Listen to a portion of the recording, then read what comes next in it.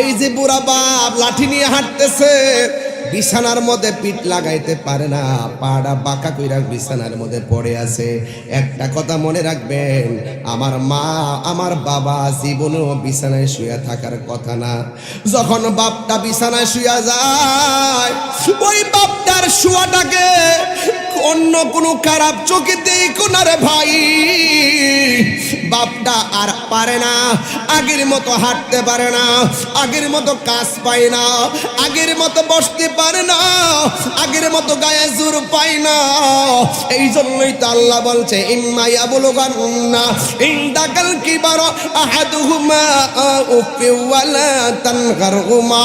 ও যুবক, মা বাবা যদি বুড়াও হয়ে যায়, মা বাবার সঙ্গে ভালো ব্যবহার করার সিদ্ধান্ত দিয়েছেন, জবান খুলে বলুন তিনি কে? হায় রে ও কালীপুরের বাবা, আল্লাহ বলে খবরদার ওয়ালা তানহারহুমা, খবরদার মা বাবার ধমক দিয়া কথা বইল না। এটা তাহিরি কথা নয়, এটা অন্য কোন উলামায়ে কেরামদের কথা নয়। সন্তান যে মা বাপের ধমক দিব সেটা আল্লাহ জানে কি জানে না। এই জন্য আল্লাহ বলে খবরদার মা বাবার ধমক দিয়ে কথা বইল না। এখন প্রশ্ন করি আল্লাহ, মা বাবার সঙ্গে আমরা কেমনে ব্যবহার করব? আল্লাহ রাব্বুল আলামিন সে আচরণটা শিখিয়ে দিয়েছেন। ওয়াকুল্লাহুমা কওলান কারীমা।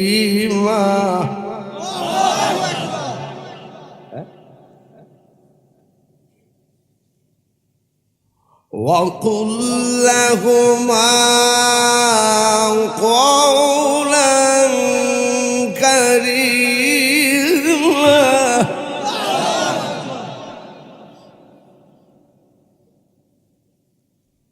وَاخْفِضْ لَهُمَا جَنَاحَ। কোরআন শরীফ পড়লে খারাপ লাগে? রমজান মাসটি কি কোরআন নাজিলের মাস না? তাইলে আমরা এক কামে দুই কাম করতেছি।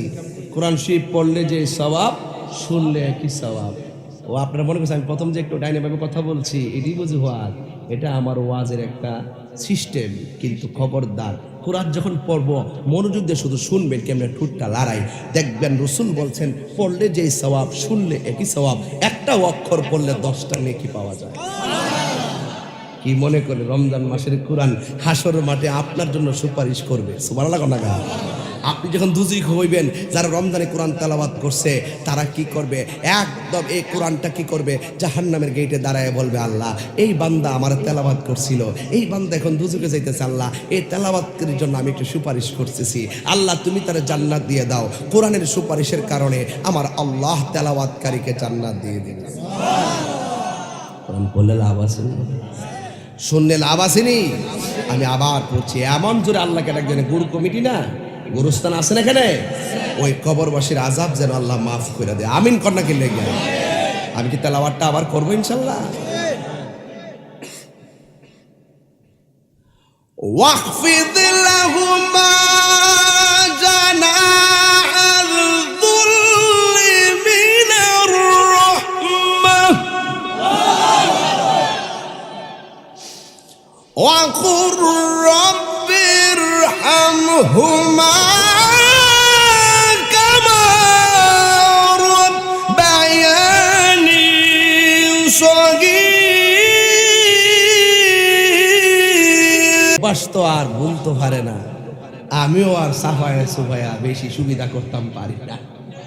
সারা দেশের ইতিহাস বুঝাইলেও ভৈরবে আইসা এই কাম হয় না যে আসার উপরে দেলাইব, এই কাম হইতো না।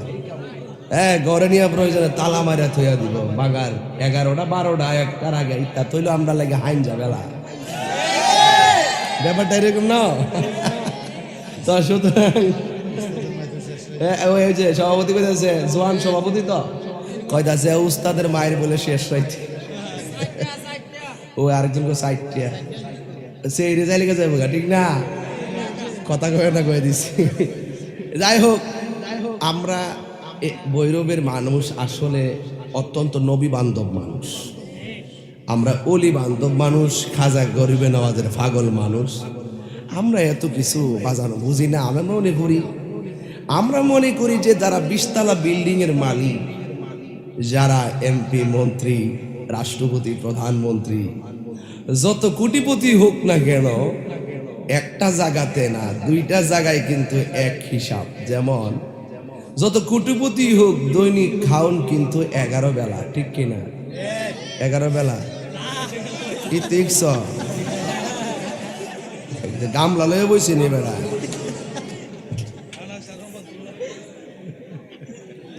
বরং আরো কমে কমে সারা জীবন 3 বেলা ভাত খাচ্ছে, এখন 2 বেলা রুটি খাওয়ান লাগে, কমছে না?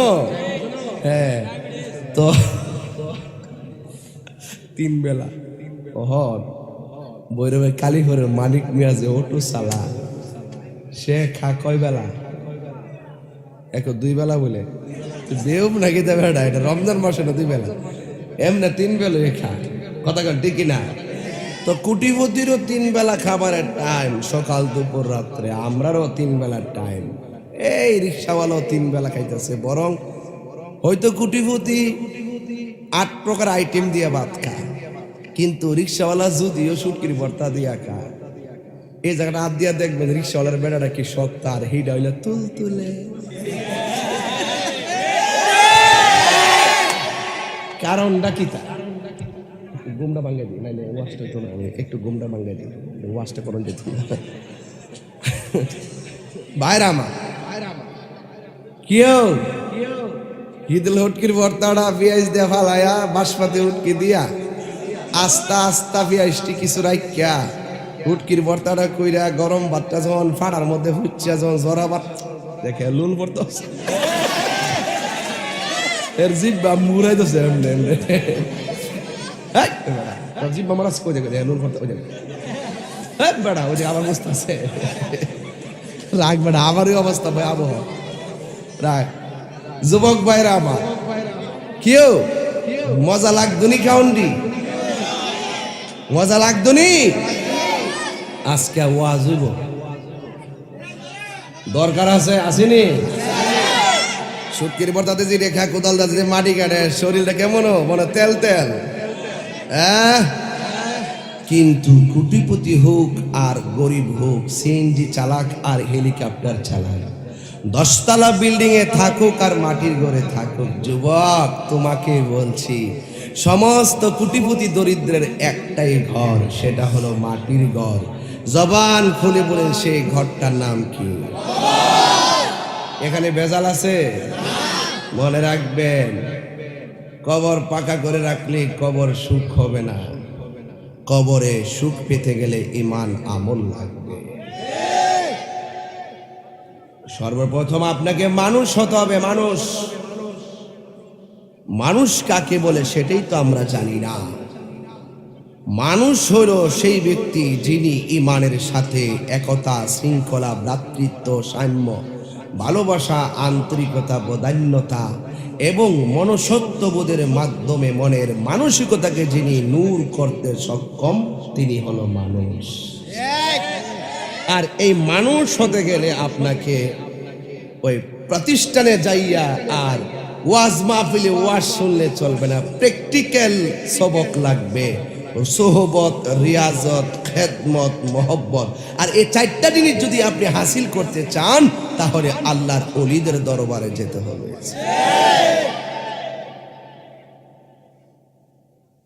3 ঘন্টার ওয়াজ করলাম এই মুহূর্তে, ঘড়ি কাটা বল চাই না, দেখেন আমি কি করি, সব বোঝার কথা। মানুষ কাকে বলে? ঈমানের সাথে একতা, শৃঙ্খলা, ভ্রাতৃত্ব, সাম্য, বদান্যতা, আন্তরিকতা, বন্ধুত্ব আর ভালোবাসা, মনুষ্যত্ববোধের মাধ্যমে মনের মানসিকতাকে যেই ব্যক্তি নুরানি করতে সক্ষম হয়েছে, তাকে মানুষ বলে। জোরে বলুন না সুবহানাল্লাহ। এইগুলো আপনি ওয়াজ মাহফিল দ্বারা হবে না, এটা প্র্যাকটিক্যাল হবে। এটা হলো আল্লাহর ওলিদের দরবার। কথা বলেন ঠিক না?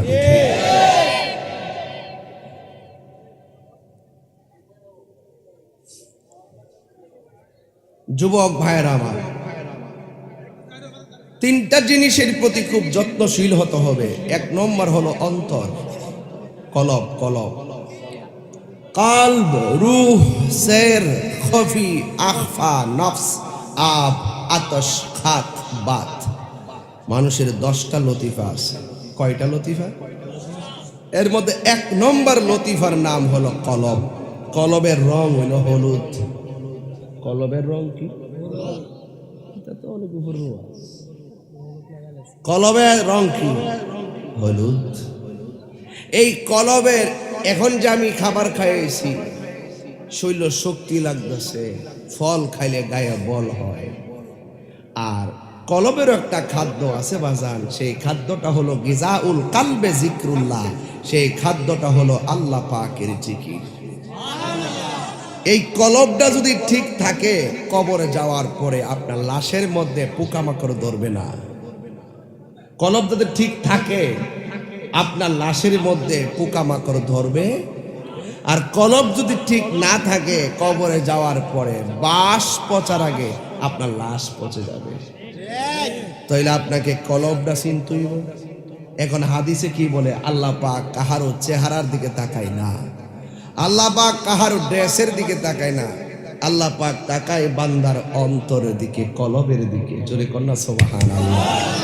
ওই কলবটা যদি ঠিক থাকে, দেহটা ঠিক থাকবো। কলবটা ঠিক থাকলে আমল ঠিক থাকবো। কলবে পছন্দ হলে অল বডিতে পছন্দ ধরে যাবে। চিৎকার মেরে কন্যা আল্লাহু আকবার। তাইলে আমি আপনাকে অত্যন্ত সরল ভাষায় বুঝাতে সক্ষম হয়েছি। নামাজ, রোজা, হজ, যাকাত করবার আগে আগে মানুষ হইতে হইব। মানুষ কি? মানুষ হইল সেই ব্যক্তি যেই ব্যক্তি মানুষকে ভালোবাসে।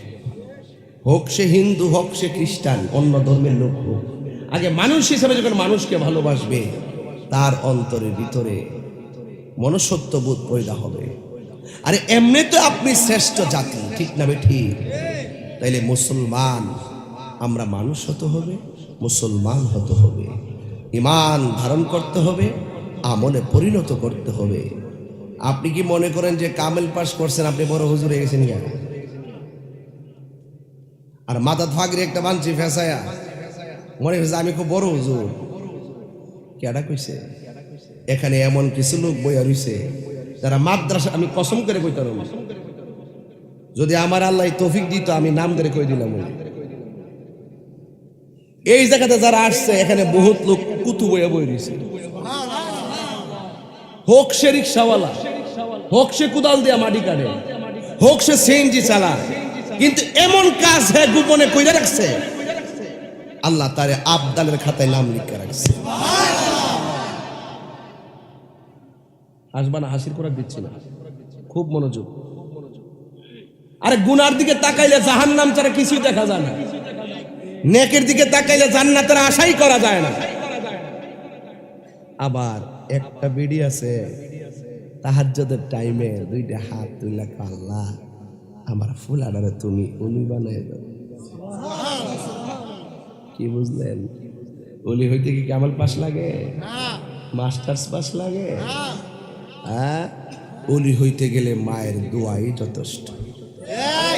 এই যে রমজান আইছে না ভাই, দেখবেন বহুত ফুলাফান মারে সারা ইফতার করে না, মারে সারা সেহরি খায় না। আবার কিছু লোক আছে না, সেহরি লইয়া আমার মতন মন খারাপ করে বইয়া থাকে। ইফতার করতে গেলে বাড়িতে মন খারাপ করে বইয়া থাকে, কারণ জীবনে কোনোদিন বাপের ছাড়া ইফতার করি নাই। সেই বাপটা রমজানে কবরে শুয়ে দিয়েছে।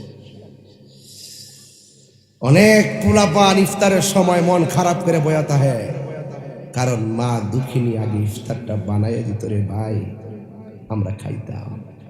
সেই দুঃখিনী মা এখন রমজানে কবরে শুয়ে দিয়েছে। এমন অনেক ঈদ গেছে, মারে সালাম কইরা, চেয়ারম্যান ভাই সালাম কইরা ঈদগার মাঠে গেছি। এবারে নতুন কাপড় পরছি, কিন্তু ঈদের ফিলিংস আসে না। কেন? ওই যে মা যে আমার ফিলিংসের অক্সিজেন ছিল, সেই অক্সিজেনটা আমার ডিকশনারি থেকে মুছে গেছে। এই জন্য আমি বলছিলাম, কত পোলাপান মার খেদমত করে এখানে ওলিয়া বয়ে রয়েছে, আপনি টেরও পাইতেন না।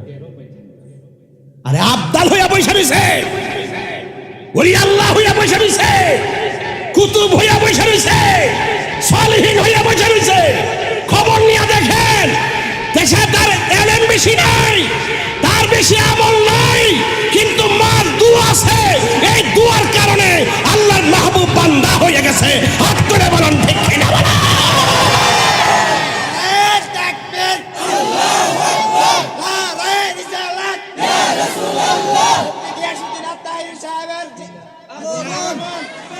আল্লাহু আকবার জোরে বলেন, আরো চিৎকার বের করে আল্লাহু আকবার বলুন ইয়া রাসূলুল্লাহ। যুবক ভাইরা আমার, বেশি লম্বা কথা বলবো না, কথার মতো কথা অল্প বললেই যথেষ্ট। জানার নাম ঈমান না, মানার নাম ঈমান। কথা বলেন না কেন আপনারা? আরে জানার নাম ঈমান না। আরে সন্তান, তুই কেমন সন্তান রে? পাশের ঘরে বসে 8 প্রকার ইফতার দিয়ে ইফতার করো, আর মা দুঃখিনী কোন রকম ভাবে টিউবওয়েলের পানি দিয়ে ইফতার করে। আল্লাহর কসম কইরা বলি, ইহকালও ভুগবা, আখিরাতেও ভুগবা। এই পৃথিবীতে নামাজ পড়ো নাই, হিসাব হবে হাসরের মাঠে। রোজা রাখো নাই, হিসাব হবে হাসরের মাঠে। হজ করো নাই, হিসাব হবে হাসরের মাঠে। যাকাত দাও নাই, হিসাব হবে হাসরের মাঠে। কিন্তু মা বাপকে কষ্ট দিয়েছো, দুনিয়া তো ভুগবা, কবরও ভুগবা, হাসরও ভুগবা, জাহান্নামেও যাইবা। কথা বলেন ঠিক কিনা বলেন?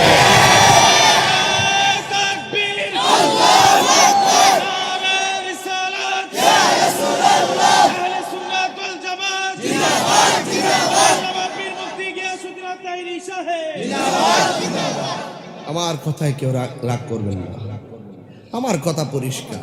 আমার চাইতে সুরকার বক্তার অভাব নাই দেশে, অনেক এলেমদার মানুষের অভাব নাই। আমি একটা মতলব কইরা চলি। মা হইল আমার দোয়ার ফ্যাক্টরি, মা আমার কাবা, মা আমার মদিনা। এই জায়গার দোয়া আমি বলি না, আমার তো কথা বানাইবার কোনো ক্ষমতা নাই। আল্লাহ রাসূল বলছেন, মা যখন সন্তানের জন্য দোয়া করে, আপনি নামাজ পড়ে দোয়া করবেন না? এই দোয়াটার মাঝখানে একটা পর্দা থাকে।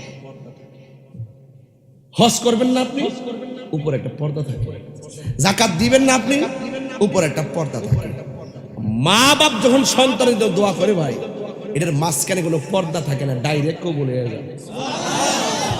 আমি কেমনে আপনারা বুঝাইতাম? আমার কানে কানে এসে কয়ে গেছে, হুজুর মা বাপ সম্পর্কে ওয়াজ করবেন। এই জন্য আমি শুরুতেই ওয়াজটা দর্শি কিনলে গিয়া অনেক মাহফিলে অল্প ওয়াজ করি। মা বাপের পোলাপান কান্দে, আজকে একটু লম্বা আলোচনা করবো, ঘাটে ঘাটে বুঝাইয়া দিয়া যাবো রে পোলাপান, হাসতে হাসতে জীবনটা ধ্বংস করো না, মা বাপরে কষ্ট দিয়া। কথা কোন ঠিক কিনা?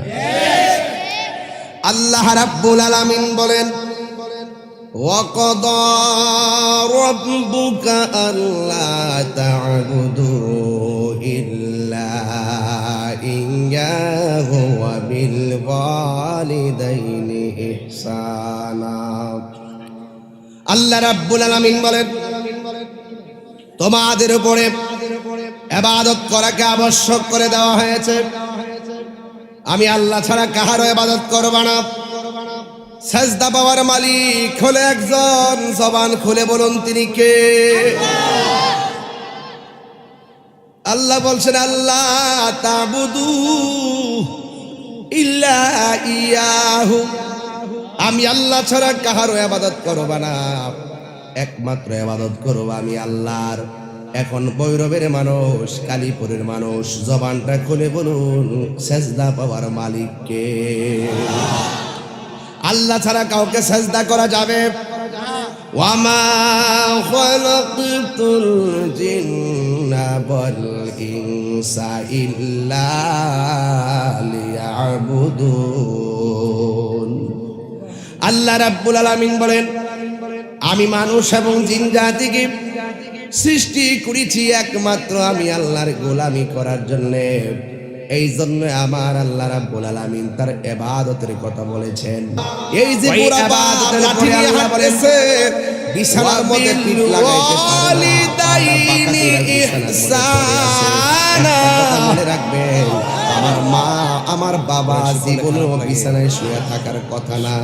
যখন বাপটা বিছানায় শুয়ে যায়, ওই বাপটার শুয়াটাকে অন্য কোনো খারাপ চোখে দেখো না রে ভাই। বাপটা আর পারে না, আগের মতো হাঁটতে পারে না, আগের মতো কাজ পায় না, আগের মতো বসতে পারে না, আগের মতো গায়ে জোর পায় না। এই জন্যই তো আল্লাহ বলছে ইম্মা ইয়াবলুগান্না ইনদাকাল কিবারা আহাদুহুমা উফি ওয়ালা তানহারহুমা। ও যুবক, মা বাবা যদি বুড়াও হয়ে যায়, মা বাবার সঙ্গে ভালো ব্যবহার করার সিদ্ধান্ত দিয়েছেন জওয়ান করে কথা বলছি। আজকে রাত্রে রমজান মাসে আপনার পোলা যদি কোনো ভুল করে আয় রে, আমি আপনার পায়ের জন্য বলে দেওয়া যায়, ও কালীপুরের বাবা, মা যদি পোলাটা কষ্ট আল্লাহ দিয়া বলে থাকে, খবরদার ওয়াশটা কইরা দিয়া যায়। ওয়ালা তানহারহুমা, কিন্তু আপনার কাছে খবরদার মা বাবারে ধমক দিয়া কথা বইল না। এটা তাহিরি কথা নয়, এটা অন্য কোন উলামায়ে কেরামদের কথা নয়। সন্তান যে মা বাপকে ধমক দিব সেটা আল্লাহ জানে কি জানে না। এই জন্য আল্লাহ বলে খবরদার মা বাবারে ধমক দিয়ে কথা বইল না। এখন প্রশ্ন করি আল্লাহ, মা বাবার সঙ্গে আমরা সামনে যাই ব্যবহার করো। আল্লাহ রাব্বুল আলামিন সে আচরণ শিখায় দিয়েছেন। ও কুল্লাহুমা, আমার যুবক ভাইরা, আল্লাহ রাব্বুল আলামিন কুরআনুল কারীমের মধ্যে বলছে গো ওয়া বিল ওয়ালিদাইনি ইহসানা।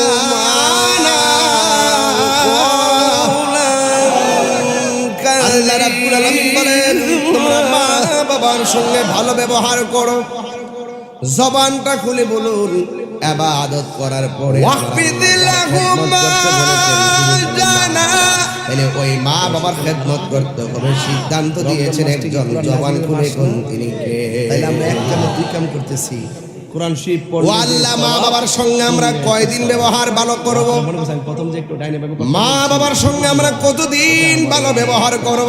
সিস্টেম দেখেন আল্লাহর কি কারিগর। কোরআন যখন পড়ব, আমার দেশে যতদিন পর্যন্ত সন্তান বেকার থাকে, পড়লে যে সওয়াব, মা বাবার গায়ে যতদিন শক্তি থাকে, মা বাবা রুজি কইরা দে আর পোলাপান খরচ করে, হাসর মাঠে মা বাবা আপনার সেদিন জন্য বৃদ্ধ সুপারিশ বৃদ্ধা করবে। হয়ে যায়। সংসারে এমন রুজি হইবে যারা রমজানে কোরআন তেলাওয়াত করছে, তারা কি সন্তান যখন স্বাবলম্বী হয়ে যায়, মা যখন রুজি রোজগার করা, বাবা যখন রুজি রোজগার করার সামর্থ্য হারায় ফেলে, ওই সময়ের ভিতরে সুপারিশ সন্তান দ্বারা আল্লাহ তুমি তার জান্নাত দিয়ে দাও কোরআনের সুপারিশের কারণে। এই জন্য আমার আল্লাহ তেলাওয়াতকারীকে বলেন খবরদার, ইম্মা ইয়াবলুগান, শুনলেন আবাসিনি? আমি আবার বলছি, এমন জোরে আল্লাহকে ডাকবেন। গুরু কমিটি না, গুরুস্থান আছে না এখানে, ওই কবরবাসীর আযাব যেন আল্লাহ মাফ করে দেয়। আমিন কন্যা কি লেগে আমি তেলাওয়াতটা আবার করব ইনশাআল্লাহ। ওয়ালা তানহারহুমা ওয়া কুল লাহুমা ওয়াহফিদ লাহুমা জানাহাল। আল্লাহ রাব্বুল আলামিন বলেন মা বাবা যদি বৃদ্ধ হয়ে যায়, বাবা যদি বৃদ্ধ হয়ে যায়, ও পৃথিবীর মানুষ, দুইজন যদি বৃদ্ধ হয়ে যায়,